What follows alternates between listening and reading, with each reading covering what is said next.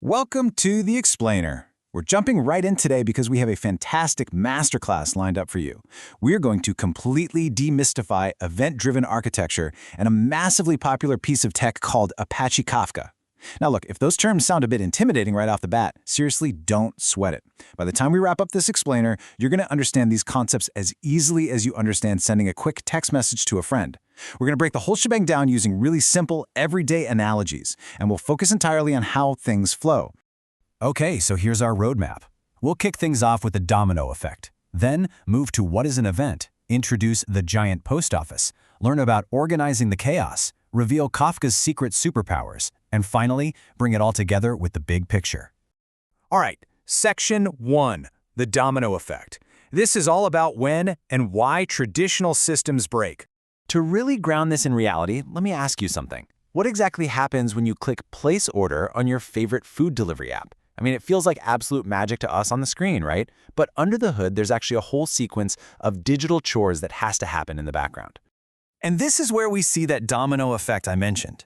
In the old traditional way of building software, the order system talks directly to the payment system. Then the payment system talks directly to the restaurant's inventory system, which then talks to the rider assignment system. You see the pattern? They're all standing in a strict, tight line, just waiting for each other. But here is the massive flaw with that setup. What if the payment system goes down, even for just a minute? Well, the whole chain collapses. Just like a line of dominoes, if one block falls, everything literally stops. It's slow, it's super risky, and man, is it hard to scale up. So, Section 2. What is an event? This is where we see the paradigm shift. To fix that domino problem, we have to change how systems talk. Enter the event. An event is not a command. It's not telling another system what to do. An event is simply a statement of fact. It's just something important that already happened. Think of it exactly like a WhatsApp message you drop into a group chat. You might send a text saying, "Hey, order 123 was created at 10:15 a.m. for John." You aren't bossing your friends around or telling them what to do with that info. You're just stating a fact. And that fact? That's the event. Which brings us to our absolute core mantra for this entire explainer. Events are simply messages about things that happened, and Kafka helps applications share those messages efficiently. If you remember just this one single sentence today, you've grasped the true heart of event-driven architecture. Instead of systems directly commanding each other and creating those fragile domino chains, they just broadcast these little factual messages out into the world. Moving on to Section 3, the giant post office. Let's officially introduce Apache Kafka. Before we throw any technical jargon your way, I want you to picture a giant, ultra-fast post office. Millions of letters are just flying in every single second. But here's the thing. This post office doesn't actually open the letters. It doesn't care if the letter's about a food order, a bank transfer, or somebody clicking play on a Netflix movie. Its only job, its literal only purpose, is to receive the letters, store them incredibly safely, and let the right people pick them up. That giant post office, that's Kafka. Now, it's actually absolutely crucial to understand what Kafka does not do. Kafka isn't doing the actual work of your business. It's not calculating your sales tax, and it's definitely not assigning a delivery driver to your house. It is simply the central hub. It's an ultra-fast event streaming platform that transports and stores messages without ever touching the business logic. It just routes the facts. That's it. Inside this bustling post office ecosystem, we basically have two main players. We have producers and we have consumers.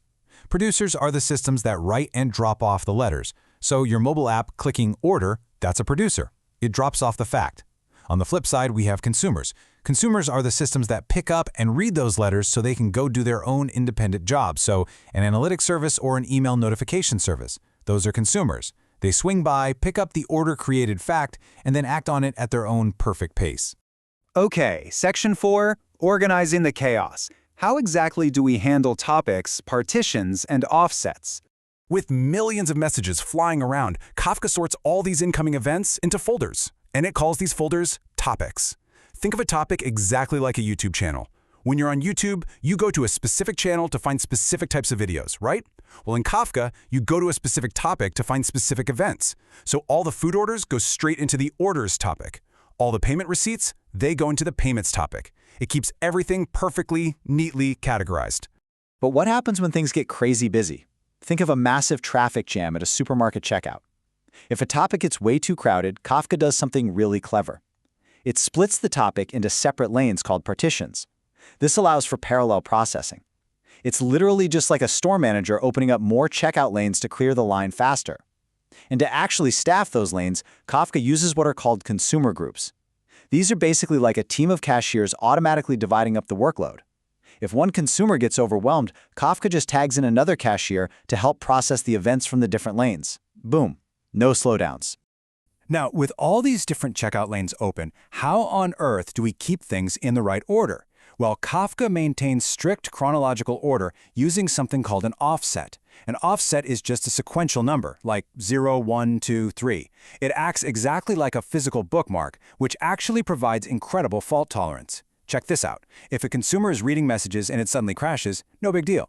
When it reboots, it just checks its bookmark, its offset, and picks up exactly where it left off. You get absolutely no lost messages and strict chronological order. It's brilliant. Next up, Section 5, Kafka's secret superpowers. We're talking retention, replay, and replication. First up, retention and replay. Unlike a normal, everyday post office that throws away a letter once it's delivered, Kafka actually stores events for days or even weeks. It's a lot like Netflix. Netflix stores movies so you can watch them or rewatch them whenever you want. If a consumer crashes and loses its internal data, it can literally replay the events from Kafka to perfectly rebuild its state. And the second superpower? Replication. Just like Google Drive keeps identical, synced backups of your files across different servers, Kafka creates exact copies of your partitions. Meaning, if a computer physically catches on fire in a data center somewhere, another one instantly takes over. Let's dive into our core mantra just one more time to really lock this in. Events are simply messages about things that happened, and Kafka helps applications share those messages efficiently. We've seen the topics, we've seen the partition lanes, the replicas, the bookmarks, but it always comes back to this beautifully simple truth.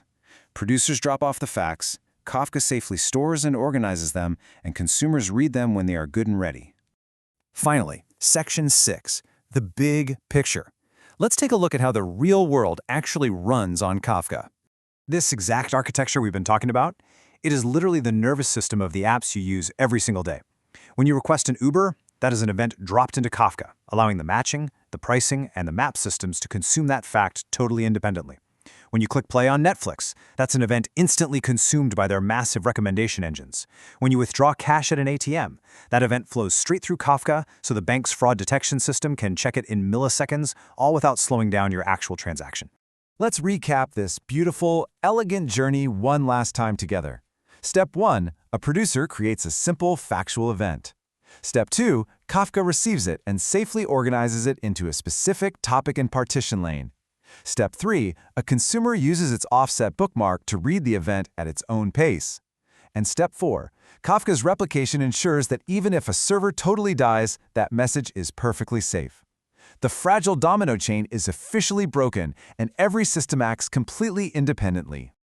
We've gone from tightly coupled, failing dominoes to a massive, scalable, fault-tolerant post office capable of handling millions of messages a second. You now truly understand the core of event-driven architecture. So I want to leave you with this one thought.